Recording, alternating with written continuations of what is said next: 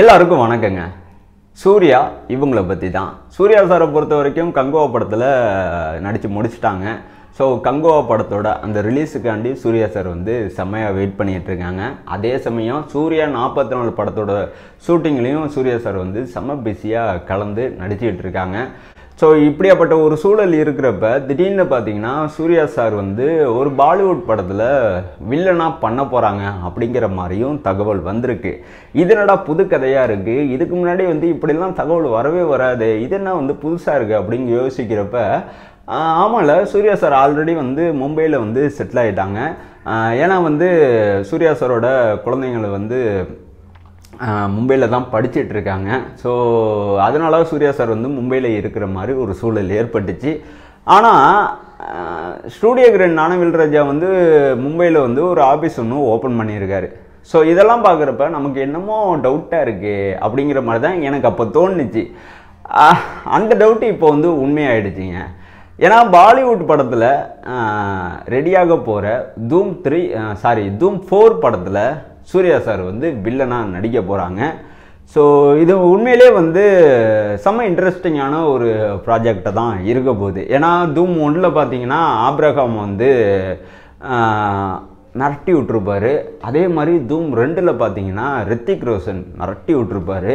அதே மாதிரி தூம் 3ல் பார்த்தீங்கன்னா அமீர் கான் டபுள் ஆக்ஷனில் வந்து செம்மையாக செஞ்சு விட்டுருப்பாரு. ஸோ இந்த மூணு படங்களும் பார்த்தீங்கன்னா கிட்டத்தட்ட வந்து வணிக ரீதியாக வெற்றி அடைஞ்ச ஒரு திரைப்படங்கள். ஸோ மக்கள் மத்தியில் இப்போ வரைக்கும் வந்து ரிப்பீட்டடாக பார்க்கக்கூடிய படங்களில் இந்த படங்களும் இருக்குது. ஸோ இந்த வரிசையில் தான் தூம் 4ல் சூர்யா வில்லனாக பண்ண போகிறாங்க அப்படிங்கிற மாதிரி தகவல் கிடச்சிருக்குங்க. ஸோ இது முழுக்க உண்மையான ஒரு தகவல் அப்படின்னு வந்து இண்டஸ்ட்ரியில் சொல்லிகிட்டு இருக்காங்க. ஸோ பாலிவுட் இண்டஸ்ட்ரியை பொறுத்த வரைக்கும் சூர்யா சாரோட நடிப்பை நிறைய பேர் எதிர்பார்க்க ஆரம்பிச்சிருக்காங்க. சூர்யா சாருக்குன்னு ஒரு ரசிகர் பட்டாலும் பாலிவுட் இண்டஸ்ட்ரியில் உருவாக ஆரம்பிச்சிருச்சு. ஸோ ஏன்னா ரோலக்ஸ் கேரக்டருக்குள்ள விக்ரம் படத்தில் கடைசியாக வரும். ஸோ இந்த கேரக்டரு இந்தியா ஃபுல்லாகவே செம்ம பிரபலம். ஸோ அந்தளவுக்கு இம்பேக்டை வந்து சூர்யா சார் வந்து க்ரியேட் பண்ணியிருக்காரு.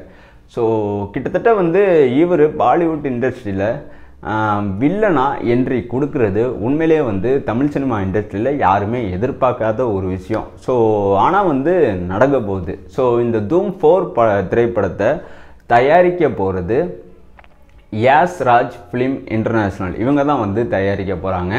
ஸோ இந்த படத்தோட பட்ஜெட் கிட்டத்தட்ட 500 கோடிக்கு மேலே இருக்கும் அப்படிங்கிற மாதிரி தகவல் கிடச்சிருக்கு. எந்த அளவுக்கு உண்மைன்னு தெரியல. பட் ஆனால் வந்து இந்த படத்தோட காஸ்டிங்லாம் வச்சு பார்க்குறப்ப இது உண்மையிலே இருக்கத்தாங்க செய்யுது அப்படிங்கிற மாதிரி சொல்ல தோணுது. ஏன்னா இந்த படத்தில் வந்து ஷாருக் கான் வந்து லீட் ரோல் பண்ணுறாங்க. ஸோ அதே சமயம் வந்து அபிஷேக் பச்சன் வந்து இந்த சீக்வன்ஸில் தொடர்ந்து நாம் வந்து பார்த்துட்ருக்கோம். அதே மாதிரி தான் இந்த 4வது பாகத்துலேயே அபிஷேக் பச்சன் கேரக்டரை நாம் வந்து பார்க்கலாம். அதே சமயம் வந்து சூர்யா சார் வந்து இந்த படத்தில் வந்து வில்லனாக பண்ணுறதுனால இந்த படத்துக்காண்டி சூர்யா சார் வந்து அதிகபட்ச ஒரு அமௌண்ட்டை வந்து சாலரியாக வாங்க போகிறாங்க.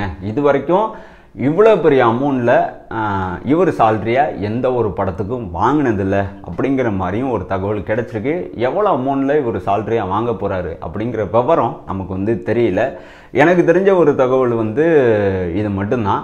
அதே சமயம் வந்து ஷாருக் கான் இந்த படத்தில் நடிக்கிறதுனால எக்ஸ்பெக்டேஷன் கொஞ்சம் எகிரி கிடக்கு. அதே சமயம் சூர்யா சார் வந்து ஷாருக் கானுக்கு வந்து வில்லனாக பண்ண போகிறாங்க அப்படிங்கிற தகவலும் வந்து கிடைச்சிருக்கு. பட் ஆனால் இதில் தான் ஒரு சின்ன ஒரு சிக்கலே இருக்குது. ஏன்னா ஷாருக் கான் இந்த படத்தை பொறுத்த வரைக்கும், அதாவது தூம் 4 திரைப்படத்தை பொறுத்த வரைக்கும் இவர் நடிக்கிறாரா இல்லையா அப்படிங்கிற தகவல் இன்னும் உறுதிப்படுத்தலை. ஆனால் அபிஷேக் பச்சன் இருக்கார்ல, இவர் இந்த படத்தில் வந்து காப்பாக வராரு, இது உறுதிப்படுத்திட்டாங்க. சூர்யா சார் இந்த படத்தில் வந்து வில்லனாக பண்ண போகிறாங்க, இதையும் உறுதிப்படுத்திட்டாங்க. ஆனால் ஷாருக் கானோட அந்த ரோல் இந்த படத்தில் இருக்குமா இல்லையான்னு நாம் பொறுத்திருந்து தான் பார்க்கணும்.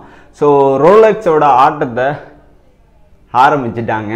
சூர்யா சாரை வேற ஒரு பரிமாணத்தில், அதுவும் ஹீரோவுக்கு இணையான ஒரு வில்லன் கேரக்டரில் நாம் வந்து திரும்ப பார்க்க போகிறோம். ஸோ இது வரைக்கும் வந்து ஃபேமிலிக்கு நெருக்கமான ஒரு கேரக்டர் பண்ணிட்டு இருந்த சூர்யா இவங்களை லோகேஷ் கனகராஜ் தான் வேற ஒரு பரிமாணத்தில் விக்ரம் படத்தில் காட்டினார். ஸோ வெறும் 5 நிமிஷம் வந்தார். 5 நிமிஷம் உண்மையிலே வந்து யாராலுமே மறக்க முடியல. அவ்வளோ பெரிய இம்பேக்டை வந்து ரோலக்ஸ் கேரக்டர் கிரியேட் பண்ணியிருக்கு. ஸோ சூர்யா சாரை இப்படியும் நடிக்க முடியும், இப்படியும் பார்த்தா மக்கள் ஏற்றுப்பாங்க அப்படின்னு வந்து அப்போ தான் எல்லாத்துக்குமே புரிய ஆரம்பிச்சிச்சு. அதனால சூர்யா சாரை எப்படியாச்சும் வந்து கமிட் பண்ணணும் அப்படிங்கிற முடிவில் யாஸ் ராஜ் ஃபிலிம் இன்டர்நேஷ்னல் வந்து ட்ரை பண்ணிகிட்டே இருந்தாங்க 2-3 மாதத்துக்கு முன்னாடி. பட் ஆனால் வந்து சூர்யா சார் வந்து ஓரளவுக்கு வந்து கன்வின்ஸ் ஆகி ஓகே ரைட் நான் வில்லனா பண்ணுறேன் அப்படிங்கிற மாதிரி சிக்னல் கொடுத்துருக்காங்க. ஸோ இந்த படத்தோட ஷூட்டிங் எப்போ ஆரம்பிப்பாங்க அப்படிங்கிற ஒரு தகவல் இன்னும் கிடைக்கல. இந்த படத்தோட ஒட்டுமொத்த தகவலும் இப்போ தான் ஒவ்வொன்றா கிடைக்க ஆரம்பிச்சிருக்கு. அதில் முக்கியமானதான் சூர்யா சார் தூம் 4ல் வில்லனா பண்ணுற இந்த தகவல். ஸோ கிட்டத்தட்ட இது உறுதியான ஒரு விஷயம்தான். ஸோ கூடிய சீக்கிரமே அதிகாரப்பூர்வ அறிவிப்பு வரும் அப்படின்னு சொல்லியிருக்காங்க. ஐ திங்க் வந்து இந்த வருஷம் முடியறதுக்குள்ள கண்டிப்பாக வருமா வராதா அப்படிங்கிறத நம்ம பொறுத்திருந்து பார்ப்போம். ஓகேங்களா?